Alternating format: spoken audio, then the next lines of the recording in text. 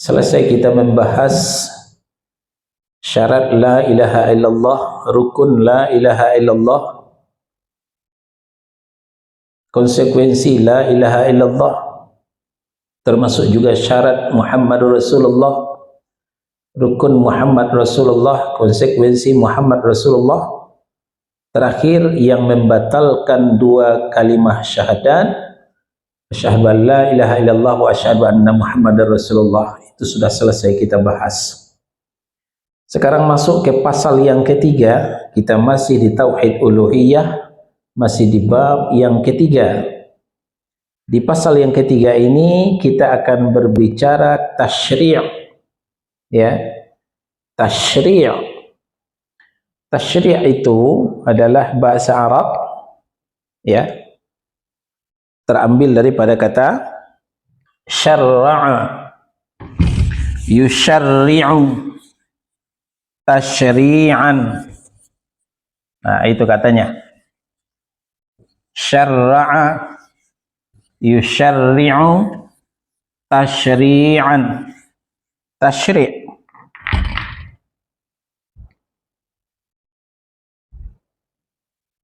Ya. Syarra'a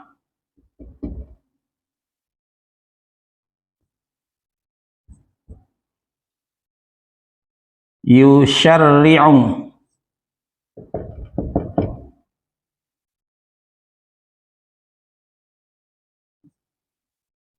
tasyri'an.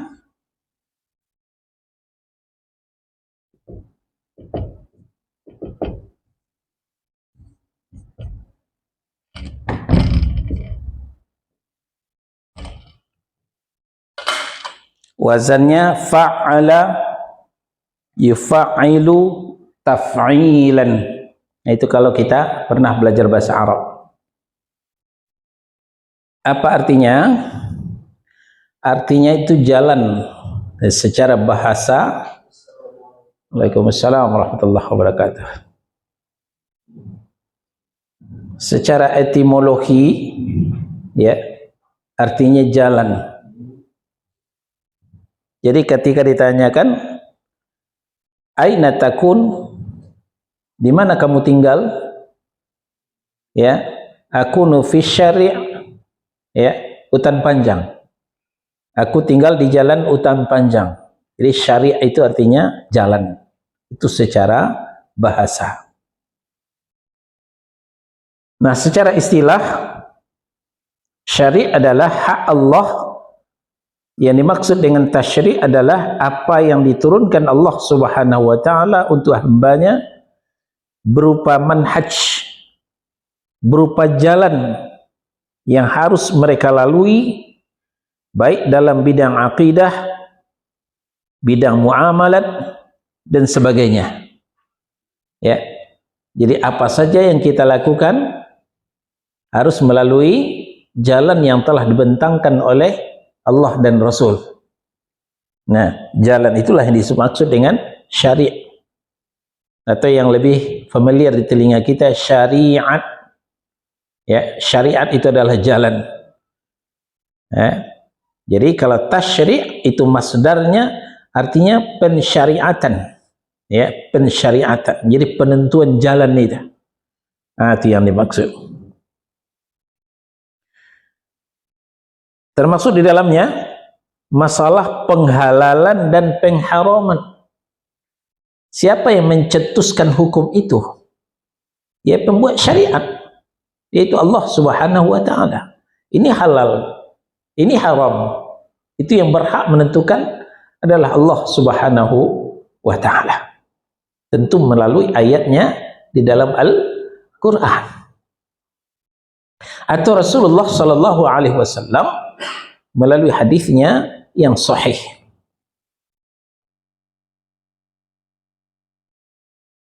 Nah, maka konsekuensinya tidak seorang pun berwenang menghalalkan kecuali apa yang sudah dihalalkan oleh Allah.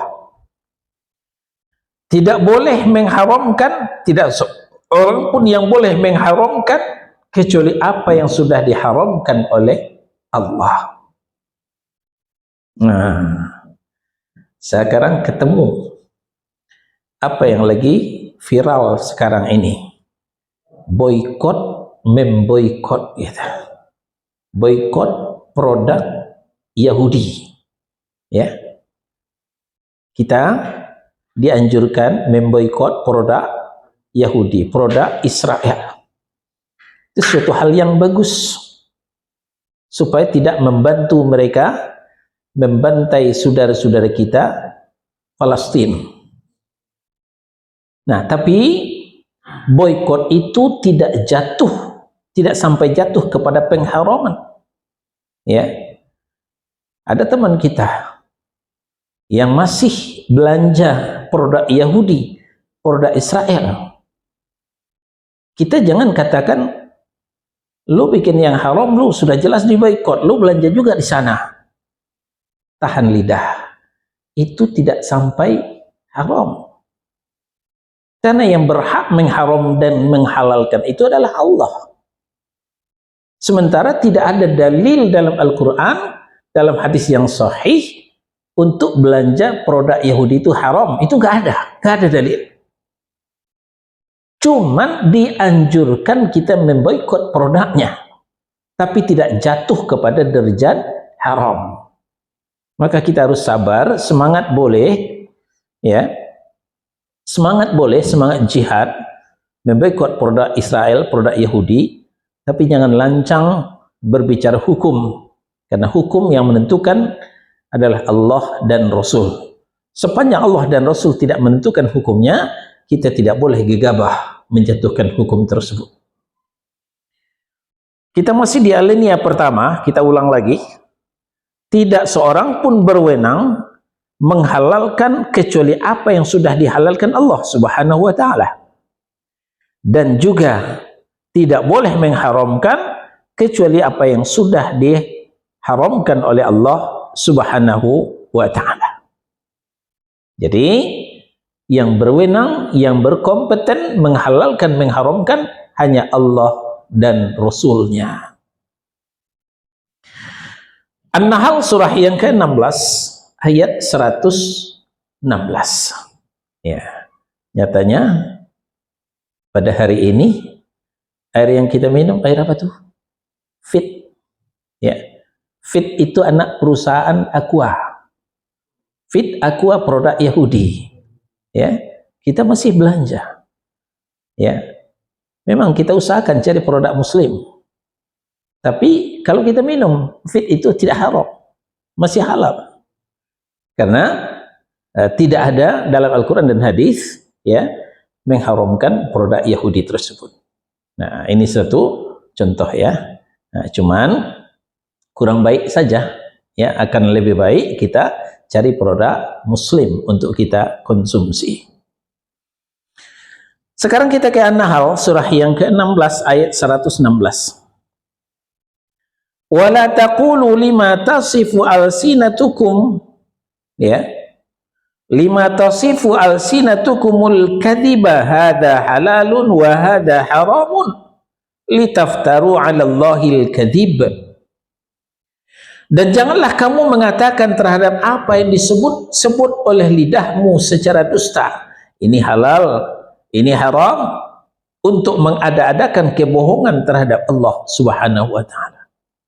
Dilarang, ya, dilarang kita menghalalkan sesuatu yang tidak dihalalkan Allah.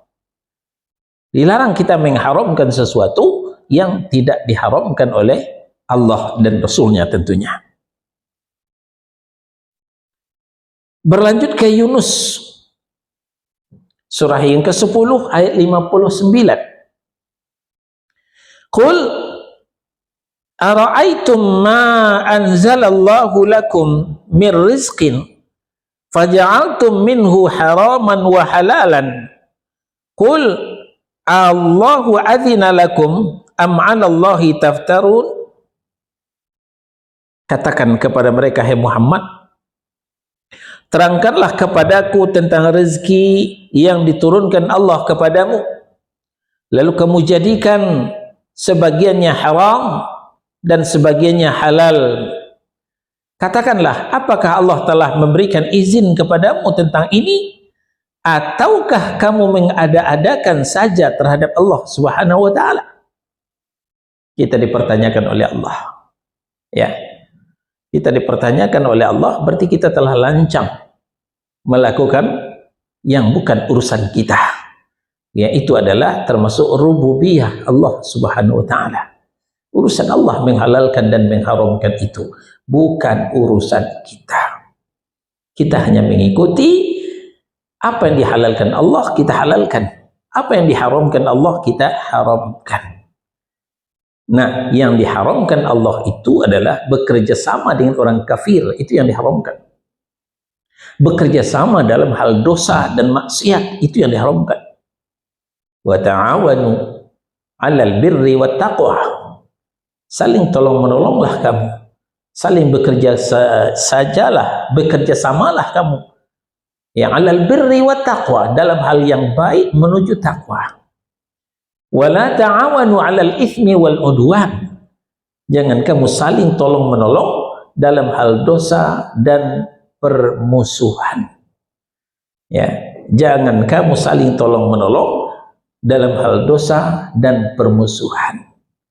Cuman saja teman-teman kita yang getol boykot, serun boykot itu mengambil ayat ini menjadi dalil kita tidak boleh mengkonsumsi produk Yahudi, ya, produk Israel untuk hari ini. Berarti kita telah menolong mereka membeli senjata, ya, untuk menghancurkan saudara kita di Palestina. Nah, itu saja ayat ini yang dijadikan sebagai dalilnya. Wallahu a'lam. Allah Subhanahu wa taala telah melarang penghalalan dan pengharaman tanpa dalil dari Alkitab dan Sunnah. Dan dia menyatakan bahwa hal itu adalah dusta atas nama Allah Subhanahu wa taala. Sebagaimana dia telah memberitahukan bahwa siapa yang mewajibkan atau mengharamkan sesuatu tanpa dalil, maka ia telah menjadikan dirinya sebagai sekutu untuk Allah dalam hal tasyrik. Ya. Contoh, Maulid itu halal bukan? Maulid itu wajib bukan? Tidak. Maulid tidak wajib. Walaupun secara teori Maulid itu tidak wajib, tapi implementasinya seakan-akan Maulid itu wajib. Maka setengah dipaksa minta sumbangan untuk perayaan Maulid. Malah ada yang diancam. Lu cinta Nabi enggak? Lu cinta Rasul enggak? Kalau iya nyumbang dong untuk hari ulang tahun Nabi kita. Nah, seakan-akan perayaan Maulid itu sudah menjadi wajib. Sehingga diadakanlah peringatan Maulid berulang-ulang. Ya. Malah hari ini masih ada juga peringatan Maulid, walaupun Rabiul Awal sudah habis. Ya. Mau masuk Ramadan masih ada juga yang perayaan Maulid. Itu menunjukkan perayaan itu Maulid. Perayaan Maulid itu sudah menjadi wajib, ya, bagi sebagian kaum muslimin. Nah, kalau ini yang terjadi, berarti ya dia telah mewajibkan yang tidak diwajibkan Allah tanpa dalil, ya. Nah, kita ulang alinea ini.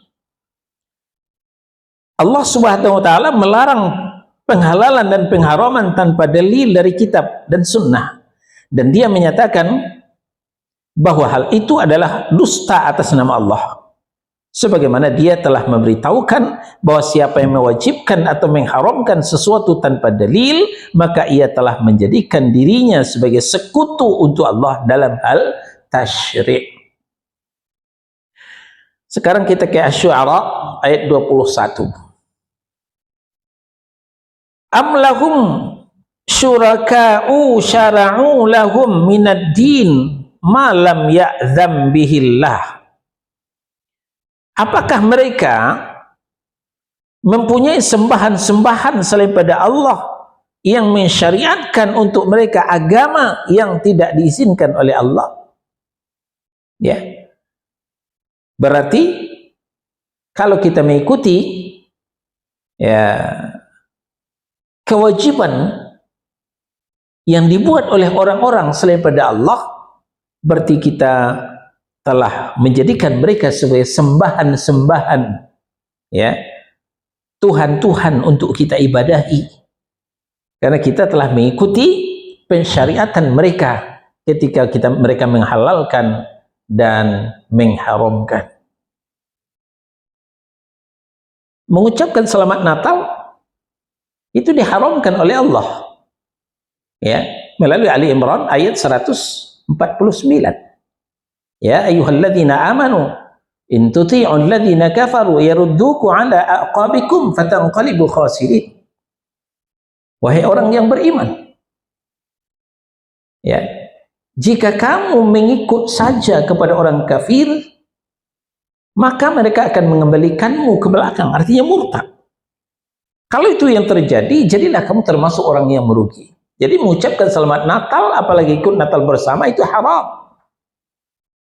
Nah, lalu ada sebagian orang menghalalkan.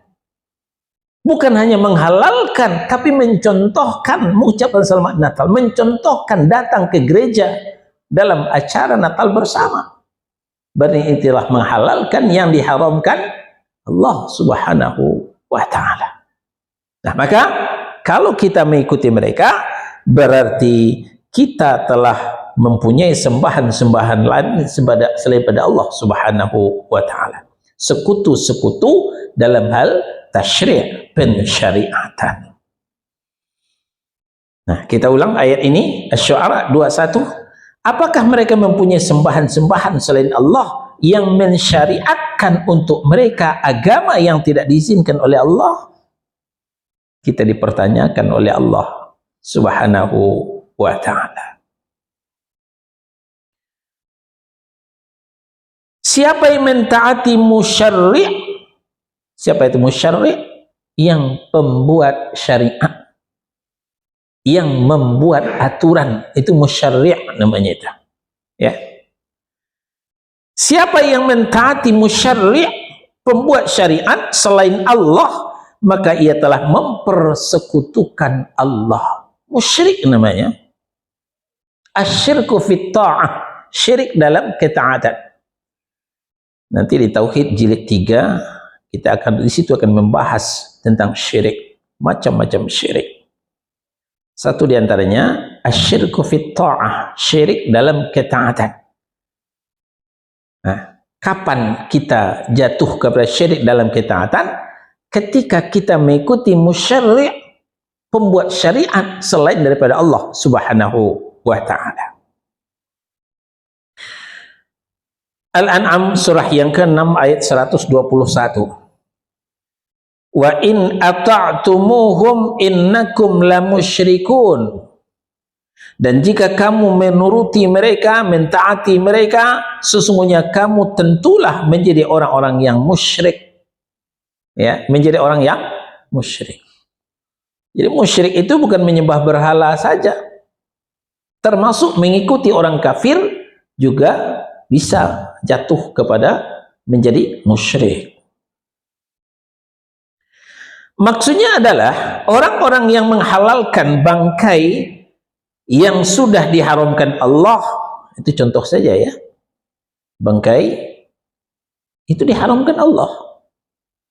Ya, kalau kita belajar fikih, ya, bangkai, darah itu haram. Tapi pedagang tidak mau rugi. Nah, lahirlah ayam tiren. Pernah dengar ayam tiren? Ayam mati kemarin, sekarang disembelih. Ya. Duluan mati daripada disembelih. Itulah ayam tiren. Haram. Tapi karena pedagang tidak mau rugi, menjadi halal. Menjadi halal. Nah, jadi maksudnya adalah orang-orang yang menghalalkan bangkai-bangkai yang sudah diharamkan Allah. Barang siapa yang mentaati mereka, maka dia adalah musyrik.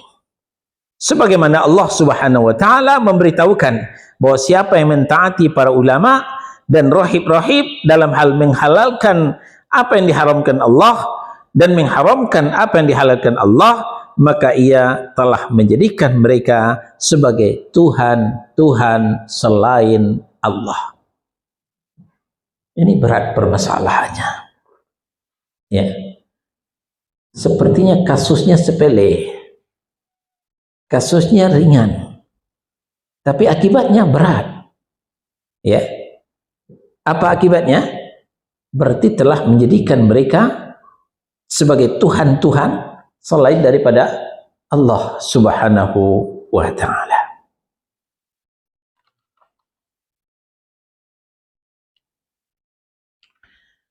Pada suatu kali, seorang mu'allaf yang bernama Adi bin Hatim radhiyallahu anhu, ketika beliau mendengarkan Rasulullah sallallahu alaihi wasallam membacakan ayat 31 dari At-Taubah surah yang ke-9, ya, maka terjadilah dialog ketika itu antara Adi bin Hatim, seorang mu'allaf, dengan Rasulullah sallallahu alaihi wasallam. Kita bacakan ayatnya. Kita di halaman 76. Ittakhadhu ahbarahum wa ruhbanahum arbabam min dunillah wal masih ibn maryama wa ma umiru illa liya'budu ilaha wahida la ilaha illahu subhanahu amma yusyrikun. Mereka yang dimaksud adalah ahlul kitab, al-yahud wan nasara, Yahudi dan Nasrani. Mereka menjadikan orang-orang alim mereka, ahbar orang alim, dan orang soleh mereka, ruhban adalah orang soleh, ya, sebagai apa? Arbabam min dunillah, sebagai Tuhan-Tuhan selain Allah. Wal masih ibn maryama, dan mereka juga mempertuhankan Al-Masih putra Maryam. Wa ma umiru illa liya'budu ilaha wahida, padahal mereka hanya disuruh mempertuhankan Tuhan yang Maha Esa. La ilaha illahu, dan tidak ada Tuhan yang hak, Tuhan yang benar disembah selain Dia. Subhanahu amma yusyrikun, Maha suci Allah dari apa yang mereka persekutukan. Nah, ketika Rasulullah sallallahu alaihi wasallam membacakan ayat ini, maka Adi bin Hatim bertanya kepada Rasulullah. Apa kata Adi bin Hatim? Sesungguhnya kami tidak menyembah mereka. Kami dulu dalam agama kami yang lama tidak menyembah orang alim, tidak menyembah orang soleh, kami tetap menyembah Allah Subhanahu wa ta'ala. Lalu kenapa ayat ini menuding kami seperti itu? Jadi pertanyaan setengah komplain kepada Nabi sallallahu alaihi wasallam. Maka Rasulullah sallallahu alaihi wasallam menjawab, apa kata Nabi? Alaisu yuhilluna ma harramallah fatuhilluna. Bukankah mereka telah menghalalkan apa yang Allah haramkan, kemudian kalian ikut menghalalkannya? Wa yuharrimuna ma ahallallah fatuharrimuna. Dan mereka telah mengharamkan apa yang telah Allah halalkan, kemudian kalian ikut mengharamkannya. Bukankah terjadi seperti itu? Maka qala bala. Adi bin Hatim menjawab, nah kalau gitu memang benar ya Rasul. Ya, diakui oleh Adi bin Hatim. Ya, benar. Ya, kata Adi bin Hatim. Ia menjawab, ya benar. Qala fatilka ibadatuh. Maka beliau sallallahu alaihi wasallam bersabda, itulah bentuk peribadahan kepada mereka. Itulah bentuk mempertuhankan mereka. Ketika mengikuti mereka, ketika mereka menghalalkan yang diharamkan Allah, ketika mereka mengharamkan yang dihalalkan Allah, lalu kita mengikut mereka. Itulah bentuk mempertuhankan mereka, kata Nabi sallallahu alaihi wasallam. Berkata Syekh Abdul Rahman bin Hasan rahimahullahu ta'ala, di dalam hadis tersebut terdapat dalil bahawa mentaati ulama dan pendeta dalam hal maksiat kepada Allah berarti beribadah kepada mereka dari selain Allah Subhanahu wa ta'ala, dan termasuk syirkun akbar. Ya, hati-hati dalam bermuamalah dengan ulama. Ulama bukan segala-galanya. Selagi ulama itu jalannya lurus, silahkan diikuti. Tapi kalau ulama itu jalannya sudah menyimpang, tinggalkan. Kalau masih ngikut, berarti mempertuhankan mereka. Kalau masih mengikut ulama yang menyimpang, termasuk ustadz yang menyimpang, ya, termasuk kiai yang menyimpang, diikut juga, berarti telah mempertuhankan mereka. Demikian kata Nabi sallallahu alaihi wasallam.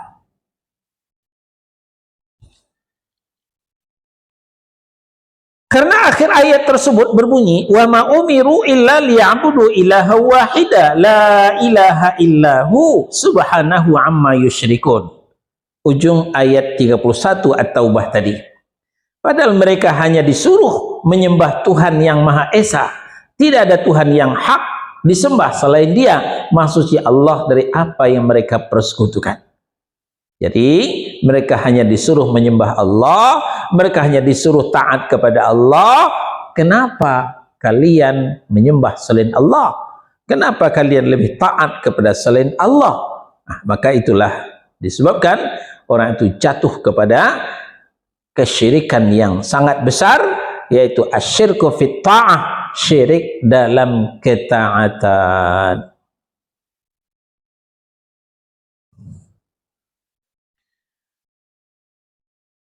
Ayat selanjutnya Al-An'am surah yang ke-6 ayat 121. Wala ta'kulu mimma lam yadhkarismullahi alaihi wa innahu lafisqun wa inna syayatina layuhuna ila awliyaihim liyujadilukum wa in ata'tumuhum innakum lamusyrikun. Dan janganlah kamu memakan binatang-binatang yang tidak disebut nama Allah ketika menyembelihnya.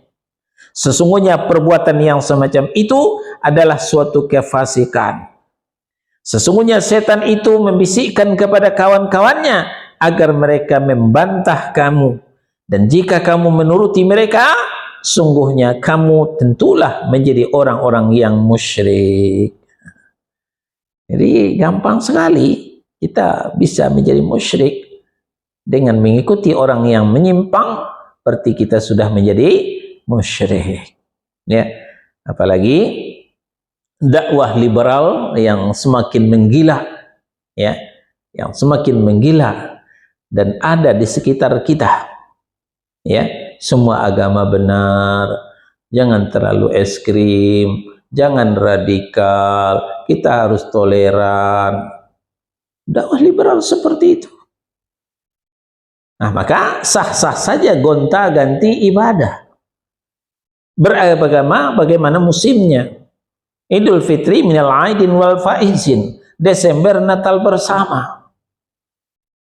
Itu karena wahdatul adyan tadi, penyatuan agama, semua agama benar itu tadi. Nah, kalau kita ikuti itu, berarti kita telah jatuh kepada kesyirikan. Hal ini banyak menimpa orang-orang yang bertaklid kepada ulama mereka. Fanatik dan taklid buta. Sudah jelas ulamanya menyimpang, masih diikuti juga. Ya, ulama saja tidak boleh diikuti secara taklid, apalagi partai politik. Kita masih ingat dulu, partai Islam ya memilih calon gubernur yang kafir sebagai calon gubernur Jakarta. Partainya partai Islam, ya. Tapi yang dipilih bukan calon Muslim, tapi calon kafir Nasrani sebagai calon gubernur DKI Jakarta. Nah, karena ada orang yang fanatik kepada partai, ya ikut-ikut juga. Nah, bayangkan saudara-saudara, fanatik kepada ulama saja tidak boleh, apalagi fanatik kepada partai. Kita ulang, hal ini banyak menimpa orang-orang yang bertaklid kepada ulama mereka, karena mereka tidak melihat dalil lagi, meskipun ulama yang diikutinya telah menyalahi dalil, dan ia termasuk jenis syirik ini. Nah, maka mentaati dan konsisten terhadap syariat Allah Subhanahu wa taala serta meninggalkan syariat-syariat lain adalah salah satu keharusan dan konsekuensi dari la ilaha illallah. Tinggalkan syariat lain, kembali kepada syariat Allah Subhanahu wa taala, dan hanya Allah lah tempat kita memohon pertolongan. Ya. Nah, itulah pembahasan tentang tasyri', pensyariatan, ya, pembuat syariat. Jadi memerintahkan kepada kita untuk mengikuti syariat Allah Subhanahu wa taala dan melepaskan, meninggalkan dan menjauhi semua syariat yang bukan syariat Allah Subhanahu wa taala. Nah, baik, sampai di sini.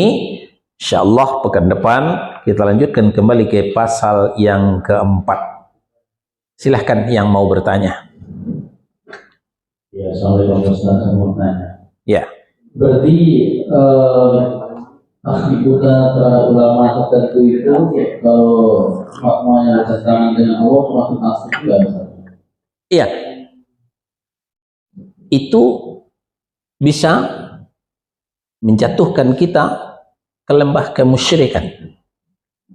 Namanya asyirku fit ta'ah, syirik dalam ketaatan. Ya.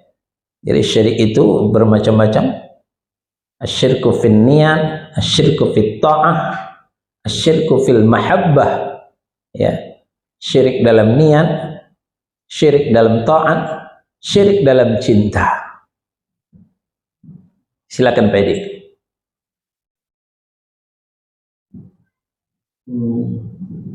Sekarang baru belajar Ustaz yang kayak gini. Parah juga Ustaz. Saya kuliah belajar kemana-mana. Ternyata mereka membuat syariat baru, syariat baru, ya. Baik dalam ritual ibadah ataupun ritual agama yang ujung-ujungnya sepertinya lebih penting dari sunnah sendiri. Iya.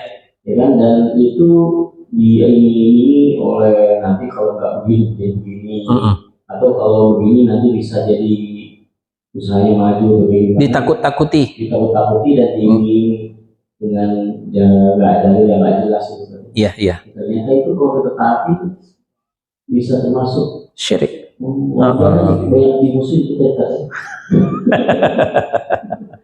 Jadi sadar atau tidak telah menjadikan mereka sebagai Tuhan-Tuhan tandingan selain Allah Subhanahu wa taala. Termasuk syirik. Iya. Nanti di Tauhid jilid 3 kita kupas macam-macam syirik itu.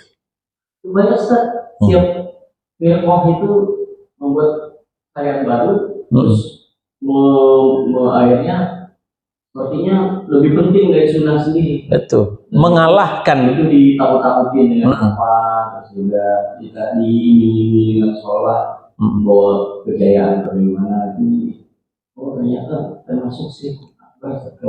Coba bayangkan, ya, kita bandingkan. Si A tidak ke masjid 5 waktu, tidak jadi masalah, nggak jadi persoalan. Si B nggak pernah ikut maulid. Wah, ini dipertanyakan, Wahabi dari mana ini? Nah, ini nggak ada tahlilan, nah ini mati kebok, mati wong londo, ya. Tapi yang nggak sholat 5 waktu ke masjid nggak jadi permasalahan. Berarti aturan mereka melebihi aturan Allah dan Rasul. Silahkan buat aturan, nggak apa-apa. Tapi jangan menyaingi aturan Allah dan Rasul. Artinya kalau sudah mengharamkan, kalau sudah menghalalkan, berarti sudah menyaingi aturan Allah dan Rasul. Nah, tapi kalau tidak menyaingi aturan Allah dan Rasul, nggak masalah. Sebagai warga yang baik, kita taat kepada pemerintah.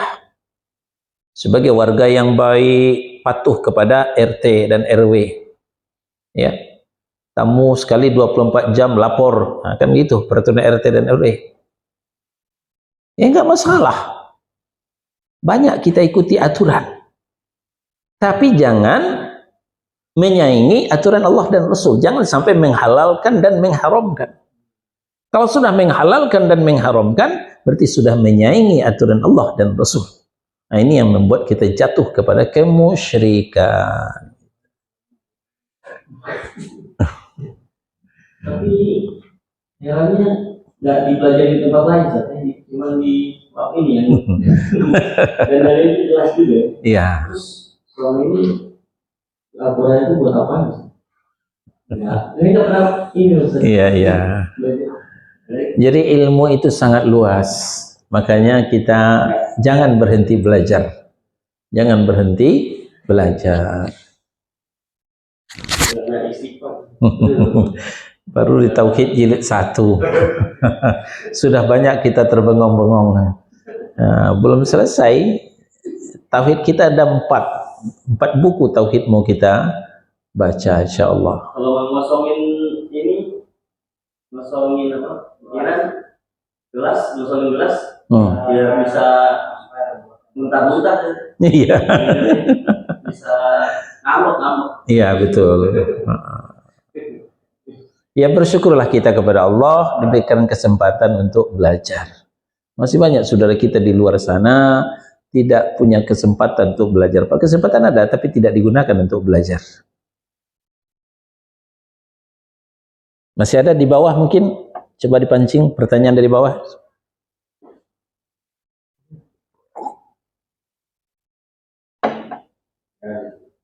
Udah terwakilkan pertanyaan.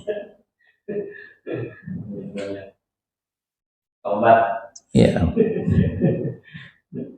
Jalanin saya yang di luar. Ya benar juga Ustaz, mereka yang gandung dan kebid'ahan pasti susah ini apa gandung terhadap sunnah. Iya. Tadi kita sampaikan di at-taqwa, materi kita tasfiyah wa tarbiyah. Tasfiyah dulu baru tarbiyah. Tarbiyah tidak akan berjalan baik tanpa tasfiyah. Tasfiyah itu pembersihan. Tarbiyah itu pengisian. Ya, bersihkan dulu baru diisi. Jangan masih kotor lalu diisi. Ya. Ini contoh. Walaupun saya tadi nggak lihat, tapi saya bisa pastikan. Sebelum karpet dibentangkan, sebelum ditaruh kopi, air, pasti disapu tadi kan? Ya, betul. Berarti saya nggak salah. Disapu, dibersihkan dulu. Itu tasfiyah. Nah, setelah dibersihkan, baru digelar karpet, ditaruh gelas, ditaruh air. Itu tarbiyah, pengisian. Nah, begitu pula lah diri kita ini. Sebelum ditanamkan tauhid, bersihkan kesyirikan terlebih dahulu. Setelah bersih dari syirik, baru ditanamkan tauhid. Membersihkan syirik itu tasfiyah. Menanamkan tauhid itulah tarbiyah. Sebelum ditanamkan sunnah, bersihkan bid'ah terlebih dahulu. Selagi bid'ah masih bercokol, maka sunnah tidak akan bisa ditanam. Sama dengan itu tadi. Rumah masih berantakan, sampah bertebaran. Bagaimana kita akan menghiasi dengan kembang, dengan dekorasi yang indah, sementara sampah masih bertumpuk. Bersihkan sampah itu dulu, setelah bersih baru didekor. Nah, itulah metode tasfiyah wa tarbiyah. Itu materi kita di at-taqwa tadi.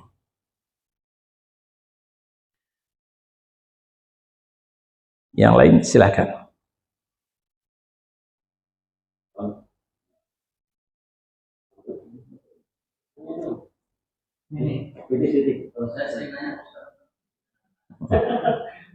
Terus tak kajian nanya lagi. Enggak. Ada malu tanya tentang dulu Ustaz.